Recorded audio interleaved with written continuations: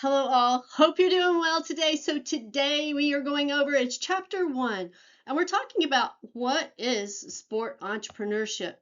So when we hear the word entrepreneur, we often think about someone who starts a business.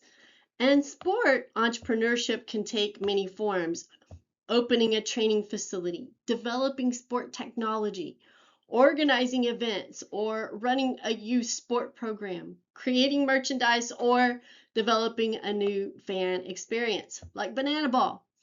As we work through this chapter, think beyond traditional sport careers.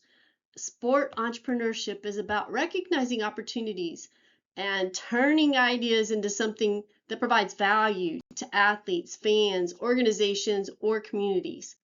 At its core, entrepreneurship is turning an idea into a business. So sport entrepreneurship takes entrepreneurial principles and applies them specifically to the sport industry. Technology, the economy, and education are major factors driving sport entrepreneurship. Think about streaming, wearable technology, social media, performance analytics, mobile apps, esports, and online training. Our definition of sport has also expanded. Recreation, fitness, esports, fantasy sports, sports tourism, youth sport, and technology all create new business opportunities.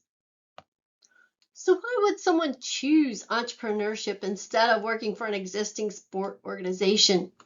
Some people value independence and flexibility. Others want to be their own boss, pursue a personal dream, or create something that reflects their interests and the values.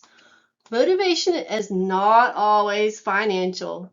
Sport entrepreneurs must also be motivated by helping others and improving their community or creating a better sport experience, like Banana Ball. So, what would motivate you to start your own sport-related business or organization? There is no single personality type that guarantees entrepreneurial success, but several characteristics are important. Successful sport entrepreneurs combine passion for sport with business and management skills. They plan, organize, lead, and control. They also need resilience because not every idea works immediately. Vision, strategic thinking, communication skills, and strong relationships are essential. And finally, ethics and integrity matter. A successful sport business must build trust with athletes, customers, employees, sponsors, and community partners. So what characteristic is your strongest and which one do you need to develop?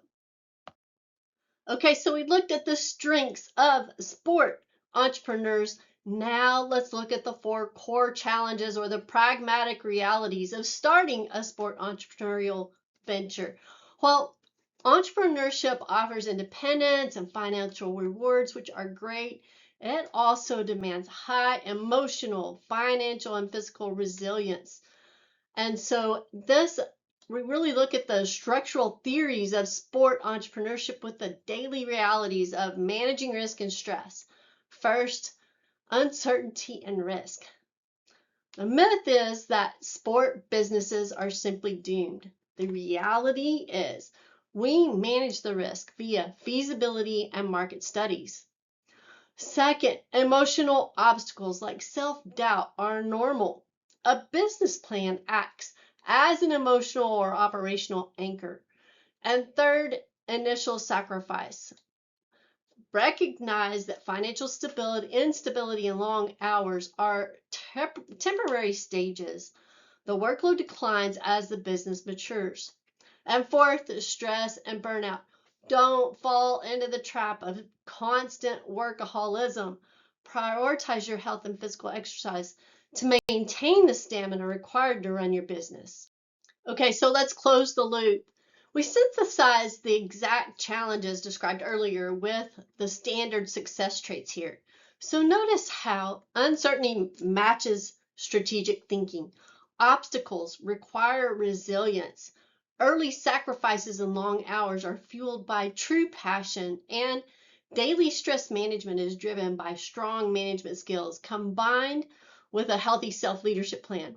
This shows that traits are not just theoretical terms, They are functional tools to survive the venture's raw demands.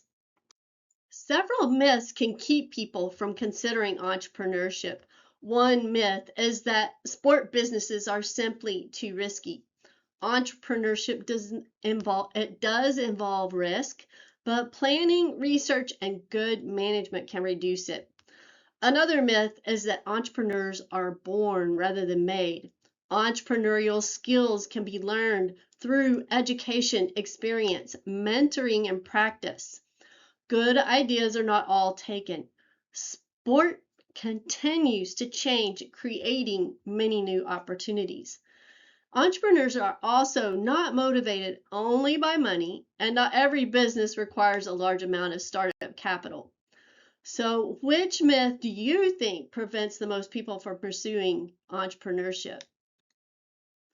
The demographics of entrepreneurship are changing. More women, minorities, and older adults are entering entrepreneurial roles, bringing different backgrounds, experiences, networks, and ideas to the sport industry. There are also more programs, policies, funding opportunities, and support systems for groups that historically may not have had equal access to entrepreneurship. The future of sport entrepreneurship can therefore look very different from the traditional image of an entrepreneur. So, what does entrepreneurship look like as a career? Entrepreneurs can create event management companies where they go out and they manage a 5K, 5Ks, 10Ks, these marathons, elite training facilities, sports performance facilities, memorabilia and merchandise businesses, youth sports programs, and recreational leagues, esports ventures, and fantasy sport businesses. The key takeaway is that you do not always have to wait for a professional team or athletic department to post your dream jobs. Sometimes you can identify an unmet need and create the opportunity yourself. If you had to start a sport-related business tomorrow, what would it be? Let's talk about the sport entrepreneurship model. It's a conceptual framework that changes how we define and understand the intersection of sport and business. Traditionally, academic programs and professional circles try to compartmentalize sport. We draw heavily on boundaries between professional sport, collegiate athletics, youth sports, and recreational leagues. However, the sport entrepreneurship model takes a completely different approach. It asks us to view the entire sport ecosystem from an aerial perspective, focusing on the core elements that unite it rather than the traditional classifications that divide it. Let's look at how this model is constructed and applied. Here you can see the two pillars of the sport entrepreneurship model. On the left, we have the aerial perspective. So instead of looking at sport from the ground up, where we only see local silos like youth leagues or corporate sponsors, we zoom out. And by viewing the industry from an aerial view, we realize that the core business challenges, marketing strategies, and operational processes are highly consistent. Sport and entrepreneurship are interconnected, broad-based phenomena. The holistic view opens up incredible career opportunities because your skills are no longer pigeonholed into one narrow sector. On the right side, we define what actually holds this model together. What is the glue? It is the simultaneous presence of both sport and entrepreneurship. Regardless of scale, whether it's organizing a local community 5K or managing the commercial operations of the Super Bowl, if it contains sport and entrepreneurial action, it fits the model. We can also look at extended, indirect opportunities like starting an elite training facility or selling memorabilia. But we must establish a clear boundary. If the entrepreneurial business lacks sport, that's not sport entrepreneurship. A retail coffee shop or a boutique card shop may be wonderful entrepreneurial activities, but because sport is missing, they lie outside our model. In short, both ingredients are mandatory to make the model work. To wrap up chapter 1, entrepreneurship is the art and science of transforming an idea or opportunity into a business. Sport entrepreneurship applies those skills and processes to sport. Technology, economic changes, education, and the expanding definition of sport continues to create new opportunities.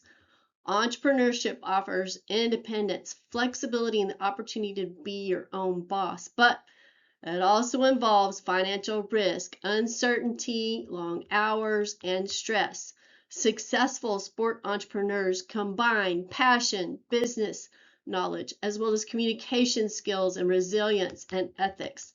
As we move forward, do not only ask what jobs are available in sport, but also ask what problems or opportunities exist in sport, and could I create something that addresses them? And that is it for this week. I look forward to talking with you again. Have a great day.